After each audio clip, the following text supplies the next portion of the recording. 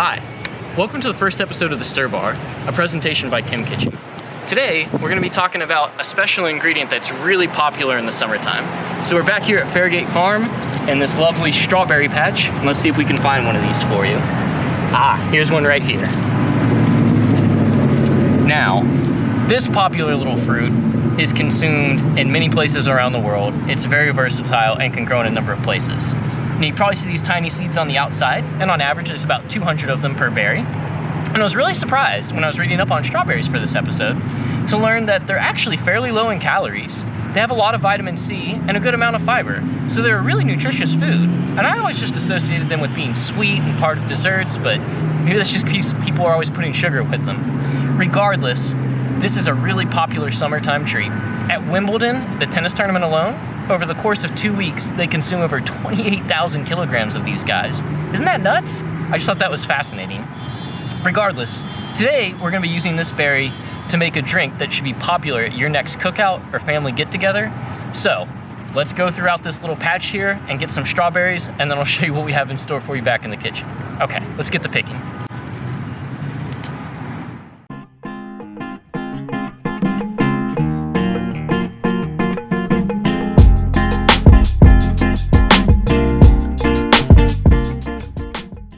So we need one more ingredient while we're still here at the farm. It pairs really nicely with the strawberry, and the fresher you can get it, the better. And that is mint.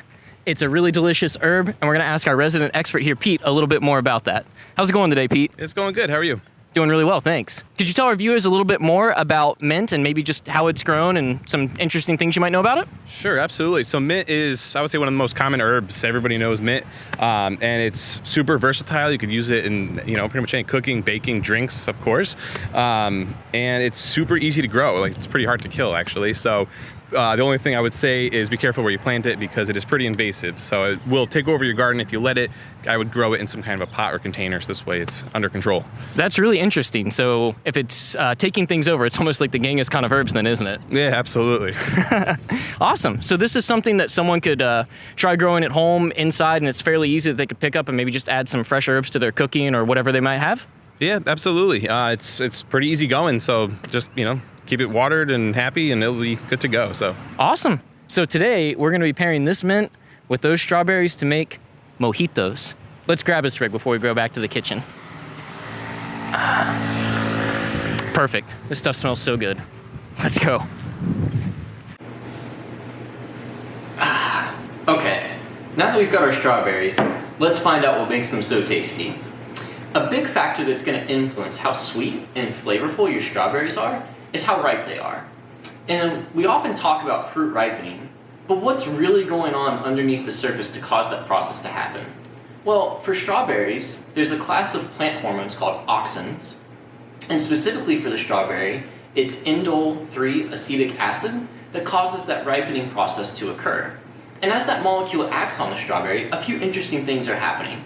First of all, the strawberry sugar content goes from about 5%, and as it ripens over time, that can increase all the way up to about 9%. Simultaneously, the concentration of citric acid in the berry actually decreases. Now, the citric acid is known to have a slightly acidic or slightly sour taste.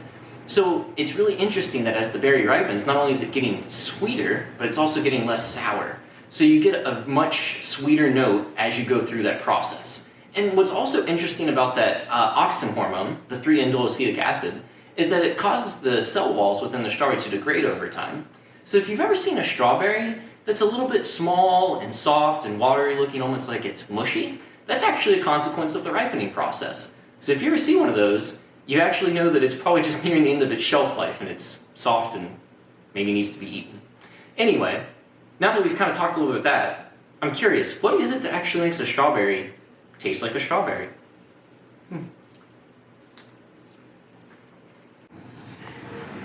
Well, turns out that's a pretty complicated answer.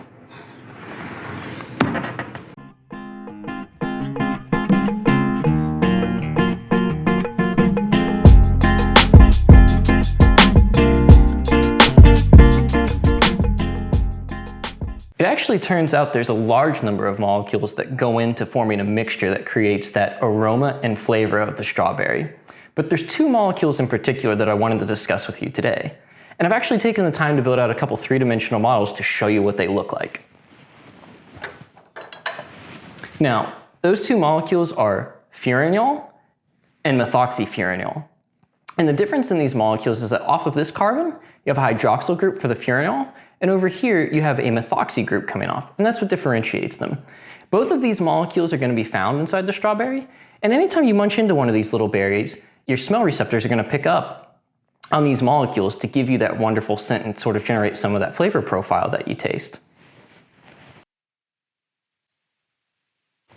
Now, another thing I thought that was really interesting as I was going through all this is that I learned that some of these flavorful compounds have actually been lost in the strawberry over time. You see, for generations, mankind has been breeding the strawberry to produce larger berries and be more resistant to variations in climate, such as cold weather. But we've never actually selectively bred for chemical composition. So like I mentioned, over time we've actually lost some of those things like the furanol or the methoxyfuranol from the strawberry itself.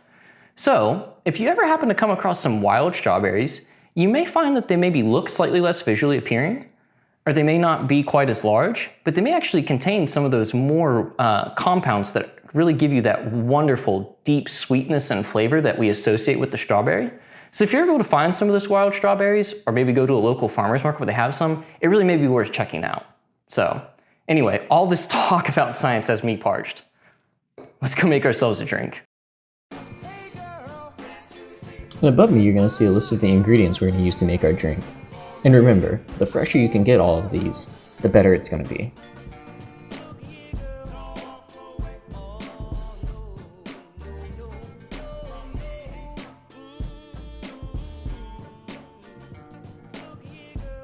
So we're going to start by making a mint simple syrup where we add sugar and then water into a saucepan. And afterwards, we're going to add 2 sprigs of mint. And from there, we're just going to heat it so it boils. And you'll see over time that the sugar slowly dissolves, partially at first while you stir, and eventually you'll see it fully dissolved, while you'll see as the bubbles from the boiling. At that point, you can remove it from the heat and allow it to cool for about 30 minutes. And it should just look perfectly transparent. Now we're going to quarter 1 lime. And we're going to use 3 of those quarters to actually put into our drink, and we'll save the 4th one for garnish.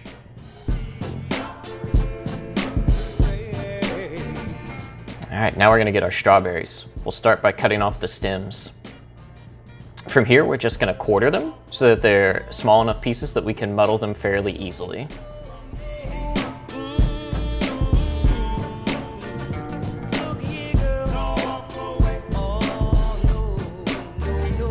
All right, now that that's done, we'll get our strawberries moved right out of the way. And I'll show you a little trick that you can use for garnish. With that last lime wedge, if you just cut a slit right down the middle, you don't have to go all the way through, you create a nice little wedge which you can use to put on the rim of your glass, just like that. We can also do the same thing with a couple pieces of strawberry. Just do a small little slit. Now with our mint, we're just going to pull off about 7 leaves.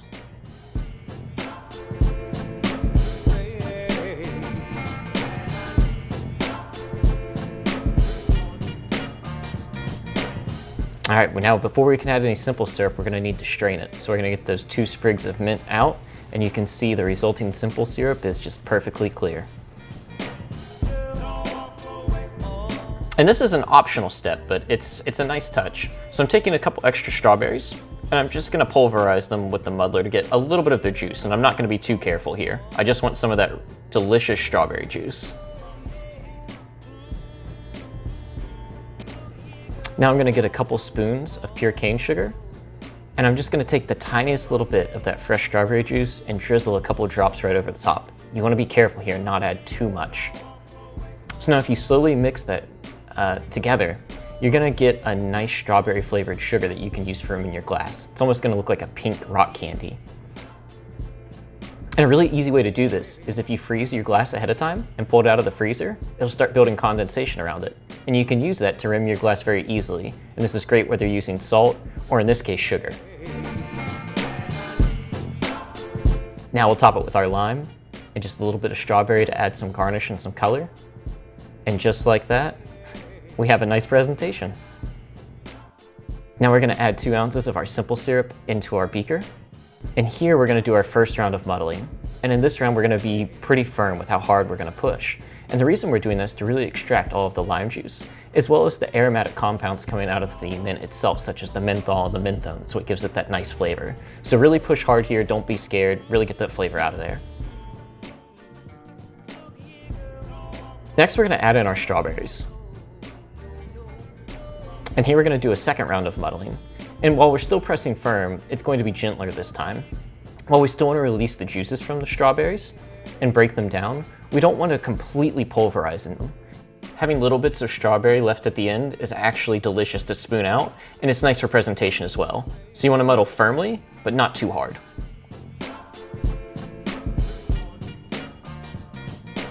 Okay, so now I'm going to add 2.5 ounces of the white rum. And now I'm going to show you the stir bar. So I'm going to go ahead and add this in before things get too thick in here. So it's important that this sits flat on the bottom of the beaker.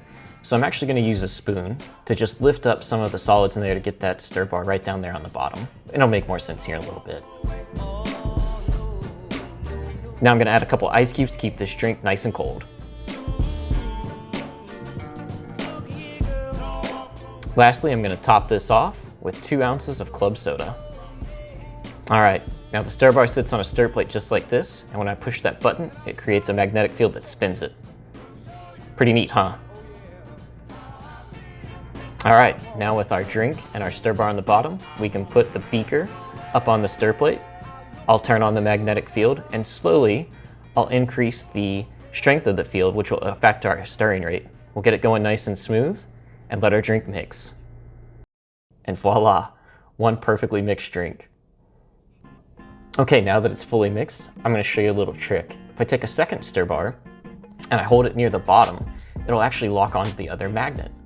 So just by keeping this second stir bar in my palm, I can prevent the other stir bar from leaving the beaker period while I transfer the contents over.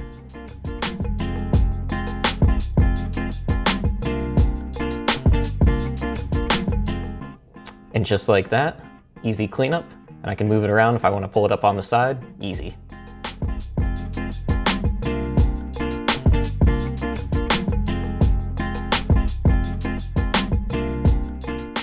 Okay, and that's how we make one strawberry mojito. And everything in here is so fresh, it smells delicious. Want to try a sip? Oh, that's really good. You gotta be careful with these if you make them, trust me.